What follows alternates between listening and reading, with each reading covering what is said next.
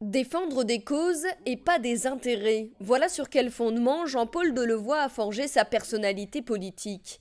Né en 1947 à Bapaume, il est issu d'une famille gaulliste dont il restera profondément marqué. Cet ancien négociant en aliments pour bétail est entré en politique en 1974, sans préméditation. D'abord conseiller municipal, c'est en 1982 qu'il devient maire de Bapaume, fonction qu'il occupe encore aujourd'hui. J'avais dit à l'époque, je suis un tiers gaulliste, Charles de Gaulle, un tiers Rocard et un tiers moi-même. Peut-être un peu présomptueux, vous voyez. J'ai occupé et j'occupe des fonctions, sans les avoir jamais demandées, donc je mesure le luxe que ceci représente, sans avoir eu à comploter pour des stratégies de conquête de pouvoir, jamais.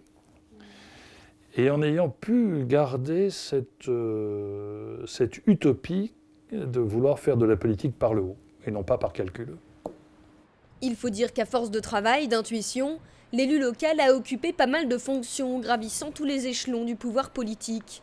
Conseiller régional, député, sénateur et président de l'Association des maires de France de 92 à 2002.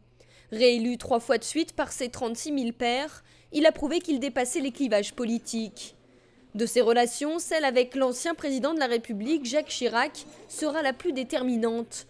En 2002, il est promu ministre de la fonction publique, de la réforme de l'État et l'aménagement. La complicité date du début, sans doute poussée par son sens paysan, ses valeurs morales, la bonne bouffe. Une confiance réciproque sans laquelle il n'aurait pu s'engager.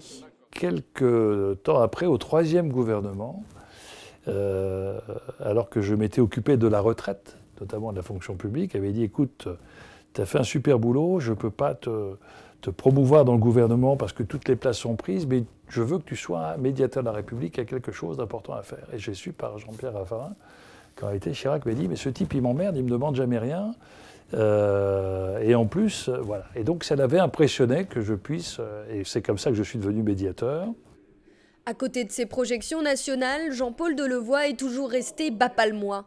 Dans ses différentes expériences et aujourd'hui à travers sa fonction de président du Conseil économique, social et environnemental, il y trouve une complémentarité évidente avec son mandat local.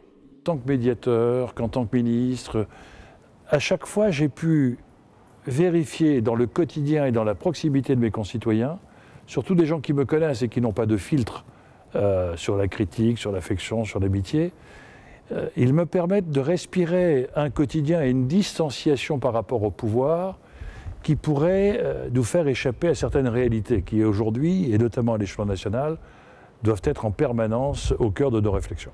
Aujourd'hui, c'est au Palais d'Iéna, siège du CESE, que Jean-Paul Delevoye tente avec l'ensemble de l'Assemblée d'influencer la politique nationale. Une fonction qui semble nourrir ses convictions, ses valeurs. Enfin, en 2014, il cédera son mandat de maire, persuadé que, comme pour la vie active, il y a une fin à la vie politique.